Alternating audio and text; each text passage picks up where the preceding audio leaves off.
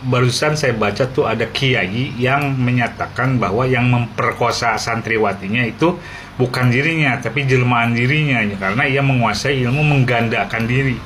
Nah yang begini saudara-saudara tidak usah dipikirkan, pancung aja, pancung dirajam aja, tapi ya nggak usah saya kasih tahu pun, masuk penjara selesai, dia habis. Selamat pakai ya, yang dihabisi itu mungkin bukan Anda tapi ya jelmaan Anda tadi itu.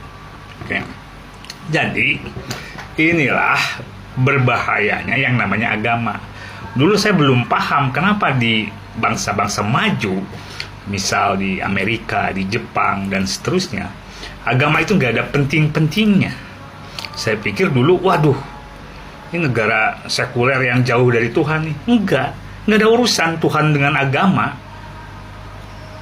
Coba tolong mulai dipikirkan baik-baik ya. Misal, kalau Anda seseorang yang mengagumi kebijaksanaan dari Nabi Muhammad, maka Anda bisa mempelajari dan meneladani apa yang menurut Anda sesuai dengan nilai-nilai mulia yang berlaku pun di saat ini. Dan apa yang menurut Anda tidak usah pusing, tidak usah bingung, menurut Anda udah tidak sesuai. Misal poligami sudah nggak pas, nggak pantas, yang usah diikutin. Biarpun suri tauladan Anda ini, suri tauladan yang Anda teladani kemuliaannya, akhlak kekarimahnya, melakukan poligami, it's okay, nggak perlu Anda ikutin semuanya. Makanya tolol itu yang mengatakan bahwa semua tentang Nabi Muhammad itu suci dan benar dan perlu diteladani. No my friend, nggak begitu ceritanya. Kalau Anda pikir perintah untuk berperang, perintah untuk memenggal kepala manusia saat berperang, atau apapun yang menurut Anda itu jahanam, itu keji, ya nggak usah diikutin, santai gitu. Walaupun ada di dalam Al-Quran itu, walaupun itu kata Allah, ya terserah kata Allah apapun itu ya. Karena saya meyakinin Tuhan itu yang sebenar-benarnya, menurut pendapat saya nggak maksa Anda ikut percaya, itu tuh maha dalam kasihnya. Saya tidak mungkin memerintahkan manusia untuk berperang. Nah lalu bagaimana dalam ajaran Yahudi, di dalam Taurat, di dalam Al-Quran, Allah yang memerintahkan untuk berperang, Allah yang akan menghukum manusia dengan sangat buruk lah, sangat kejam gitu ya. Saya bilang itu adalah proses atas masa. Kalau katakanlah rakyatnya dudul duel, Israel itu kan tegar tengkuk gitu ya, keras kepala, susah untuk ikutin, mungkin pantasnya digituin, ditakut-takuti oleh Allah yang dikatakan menyeramkan. Juga di Arab dulu ya, kita tahu digelari jahiliyah ya, peradaban yang nggak maju karena begitu buruknya kelakuannya, ya mungkin harus digituin. Itu prasangka saya, menurut saya pribadi, dan jangan tanya apa buktinya, pernyataan saya nggak perlu. Tapi kembali, maksud saya, jika Anda mengagumi Yesus Kristus, meneladani semua yang ada di dalam Injil tentang kisah ia, tentang bagaimana ia mengajarkan Tuhan yang begitu kasih kepada manusia, bagaimana ia mencontohkan Tuhan yang menerima, mengorbankan nyawanya untuk menderita dalam proses penyaliban itu. Anda kagum, Anda melihat inilah kasih yang benar. Itu tidak berarti Anda pun harus mengikuti ia untuk Anda disalibkan gitu. Enggak. Jadi Anda juga nggak perlu saking mengikuti teladannya merasa harus bisa berjalan di atas air gitu ya, atau harus bisa menghidupkan orang mati. Enggak juga. Jadi poinnya adalah ikuti teladan mulia yang diajarkannya, ikuti dengan sungguh-sungguh, tanpa juga Anda harus masuk ke dalam agama Kristen. Misal sekarang Anda agama Buddha, karena Anda mengakumi Yesus Kristus, Anda kemudian merasa ataupun oleh pendeta Anda dikatakan harus dibaptis masuk agama Kristen. Nih. bohong-bohong yang gitu semua. Saya disbelief, saya tidak percaya kepada agama. Bagi saya, agama itu hasil dari manusia, hasil dari manusia mengolah budi dan dayanya untuk menghasilkan sesuatu nih. Karena apa yang asli dari Tuhan itu tidak akan berbeda-beda.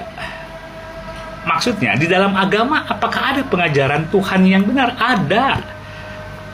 Tapi itu pasti bukan tentang ritualnya, bukan tentang aturan, cara berpakaian, cara makan, cara minum, cara berhubungan, cara menikah, cara ini, cara itu yang berbeda-beda seperti kebudayaan yang beragam itu.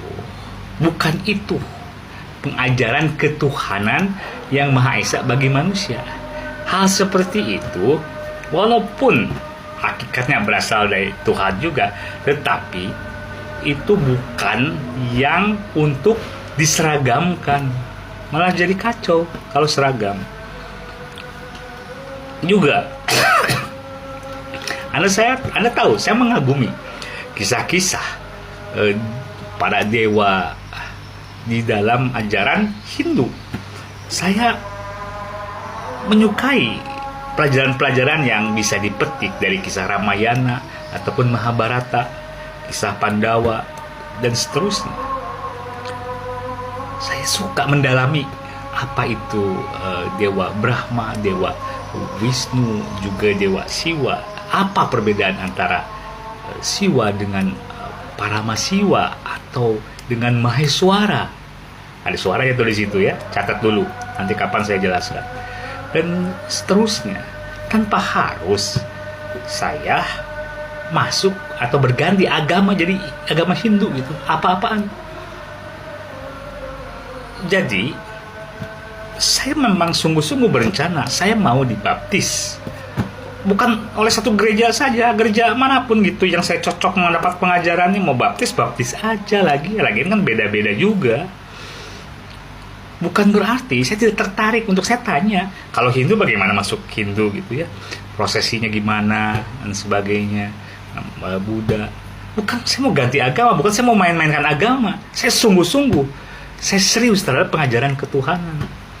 Jadi di dalam KTP itu bangsa tidak akan maju selama masih ada kolom agama.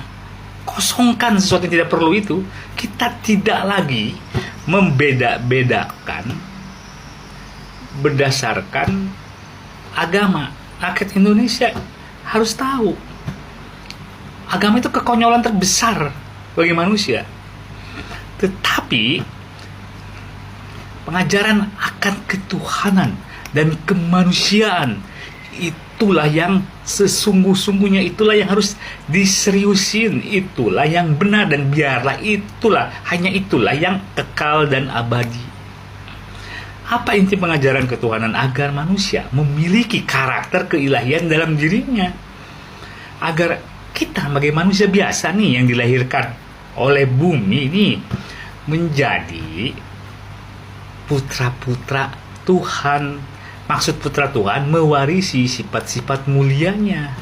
Anda mengasihi sama manusia, Anda menyayangi, Anda menghormati, Anda disiplin, Anda berani, Anda jujur, Anda bertanggung jawab, Anda tekun, Anda rajin, Anda semua sifat-sifat mulia, biarlah itu menjadi bagian dari diri Anda, karena Anda mempelajari ketuhanan dengan benar dan mengimplementasikannya dalam kemanusiaan yang benar, yaitu kemanusiaan yang universal.